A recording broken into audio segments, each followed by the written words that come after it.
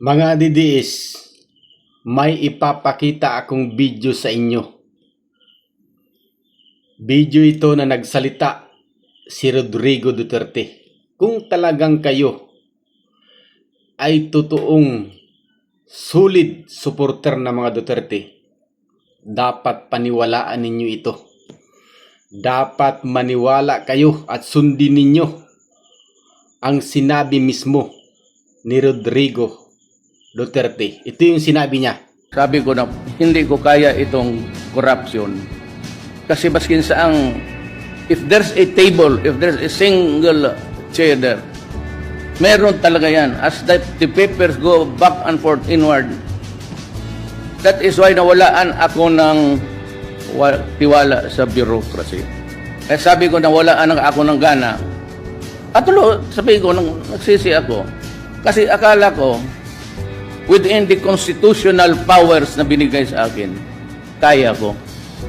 But truth to tell, kung araw-araw na lang, pati every table dito sa Pilipinas, ganun, hindi ko talaga mahabol. Kaya ko. Pero sa batas na ito, Constitution, even if you give me 20 years, I cannot do it. Maghanap uli kayo ng Marcos.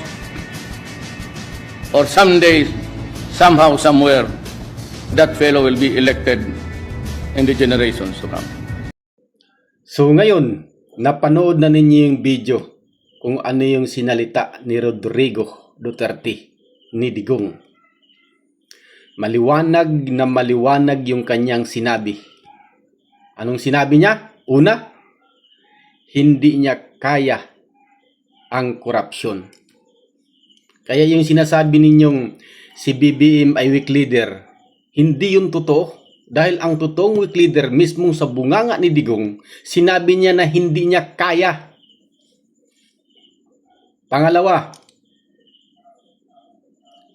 ang sinabi ni Rodrigo Duterte, ang kailangan niya ay Marcos. Kaya yung sinasabi niyo mga DDS na si Sara ang pag-asa para mapakulong ang mga kurap, pag-asa para linisin ang korupsyon sa Pilipinas, hindi yun totoo. Dahil mismong sinabi ni Rodrigo Duterte, Marcos ang kailangan, hindi Inday Sara. Talagang kung kayo ay totoong supporter ni Rodrigo Duterte o mga Duterte, makinig kayo sa kanya. Hindi si Sara ang kailangan sa korupsyon, kundi Marcos. Tandaan niyo yan, Marcos ang kailangan para masugpo ang korupsyon. Ang tanong, totoo ba na sinugpo ni Marcos ang korupsyon? Kitang-kita naman natin, mga kabayan, mga DDS, maraming nang nakulong dahil sinugpo mismo ni BBM ang korupsyon. Pinatunayan niya na yung salita ni Rodrigo Duterte, talagang Marcos ang kailangan para masugpo ang korupsyon. Yung hinahanap niyong malaking isda, nandiyan na, Bong Revilla, Jinggoy Estrada, dahil sa korupsyon sila ay nakulong. Kaya yung sinasabi niyong weak leader, si BBM, napakasinungaling na salita na yan. Ang totoong weak leader ay si Digong dahil sinabi mismo niya sa bibig niyang hindi niya kaya.